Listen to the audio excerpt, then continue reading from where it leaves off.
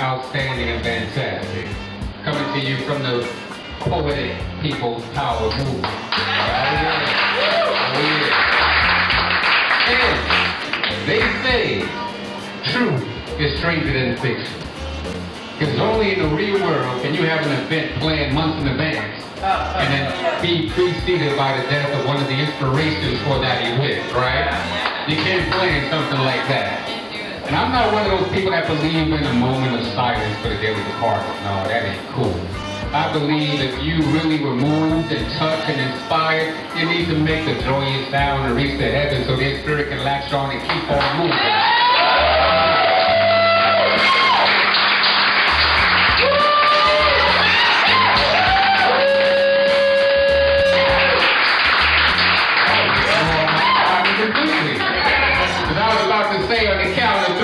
Give it up for Mr. Gil Scott-Heron, who is one of the inspirations. His poem for tonight, The Revolution Will Be. So on the count of three, let's make some noise. 1, 2, 3.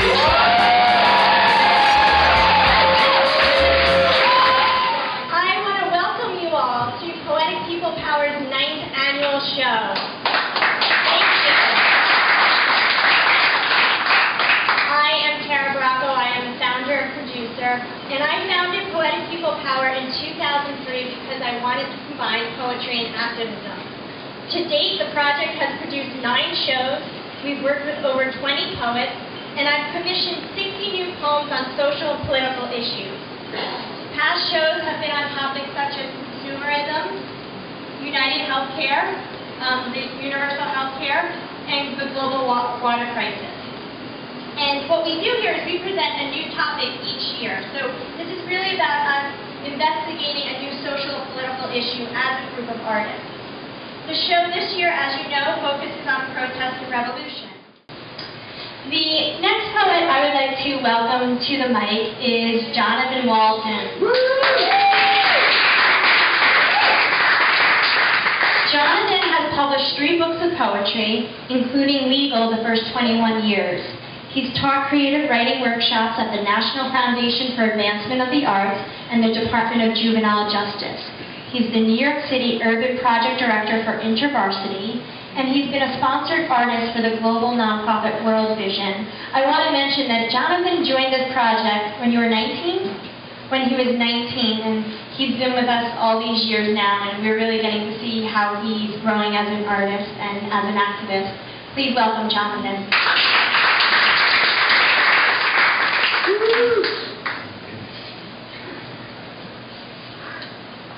Poetry. It's my release.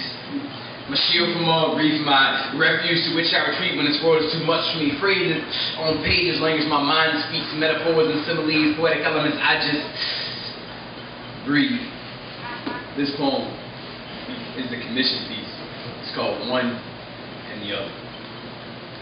So one was there to feed the homeless, and the other was there to do a program. See, some desire to live their lives in service, but others just once a month. So behind the counter, one and the other wait, one with food and the other with just a fork and a spoon.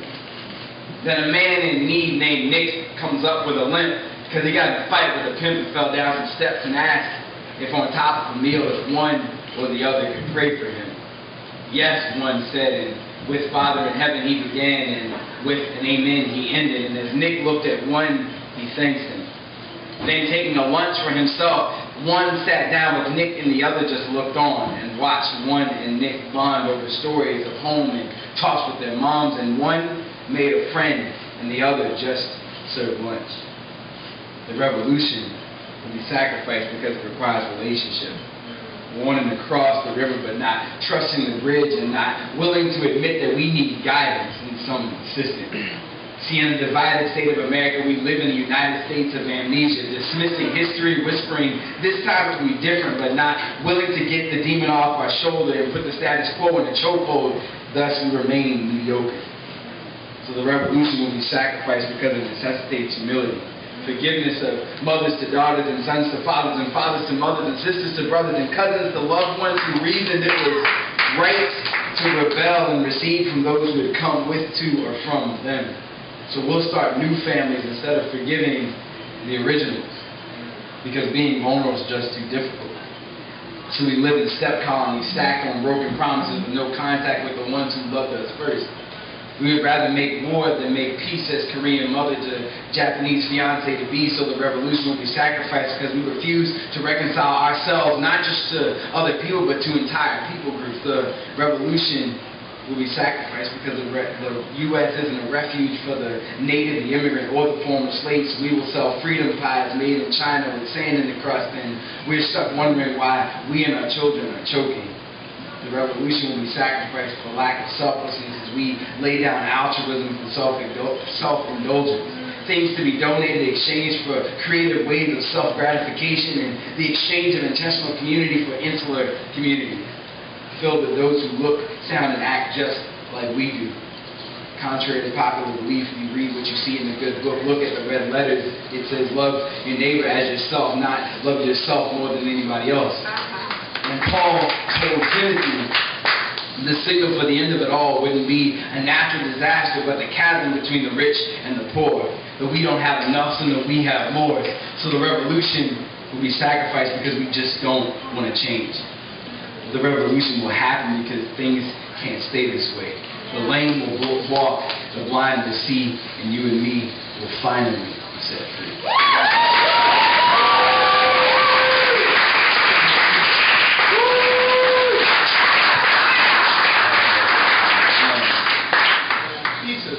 When I wrote that poem, I didn't actually know what it meant. But every time I read it, I think I understand a little bit more. And I think we'll get there. This poem is called We Will Stay. This poem was written for a good friend of mine named Gabrielle, who was in Haiti when the earthquake happened in Port-au-Prince. She held a child all night because they couldn't find her family. And we did an event at Columbia University called After the Headlines with Cornell West, and the question was, how do we stay engaged after it's not in the paper anymore? And something that struck me this week was Will, the real one in Miami, was killed outside his poetry cafe. And you know those t-shirts, right? Like everybody wears a t-shirt with somebody on it, and eventually there's another person with a t-shirt, there's a rally, another person with a t-shirt and a rally. Like there's a rally, but then things go back to the way they were. But what would it look like if we stayed? If we stayed for our kids, we stayed with our families, we stayed with the people who were in need. And so this poem is for him and for them. My name is Hopelessness. But you can call me misery, despair, depression, or any other term that pops up when you press Shift F7 on your PC while writing your paper about Darfur, Gulu, Xinjiang, Chechnya, or Port-au-Prince. From your climate-controlled classroom far, far away from me. I live in the foundations of fallen buildings, and the cracks of concrete just left of the air pockets under the rubble. I reside in the front of supply trucks after all the pallets have been removed, the empty space under the parachute where the helicopter supposedly drops more food. I love the bottoms of bottles of water, canned and baby food, and whisper there's not enough to families and say to aid workers there's nothing you can do. I love the phrases irreconcilable differences and hang out at negotiation tables in NGO boardrooms and come up with conflicts of interest and differences of opinion. All you can see is me when you can't see a way out. And if I hang out long enough, my family comes around. See, my brother is poverty and my cousin is exploitation.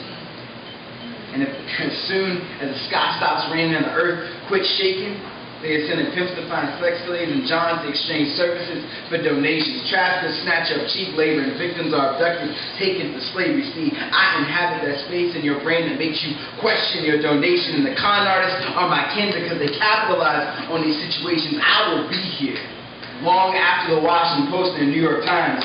Long after I'm not mentioned anymore in the headlines. Still here when NBC and CNN are gone and Anderson Cooper's chopper has lifted off. See, I will be here until you come and chase me away. But based on history, I have no reason to be afraid.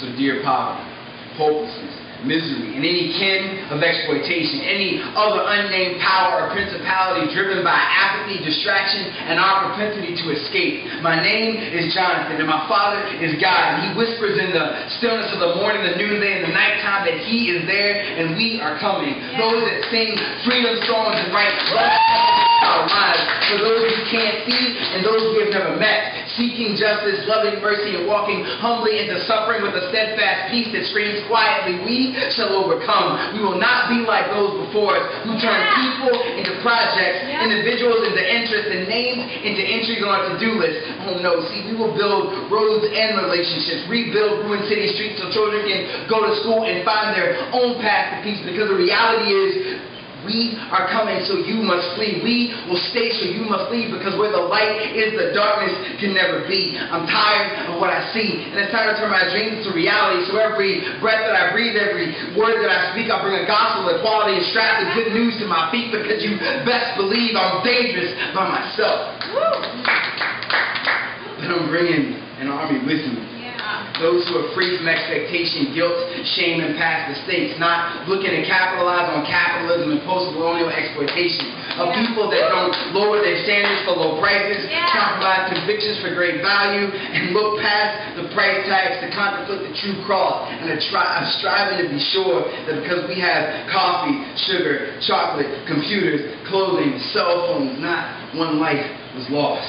We are coming. From 5 boroughs and 50 states, from all ages and every race, with our 2 fish and 5 loaves, with the faith to feed and free all nations. We are coming, and when we get there, we will stay.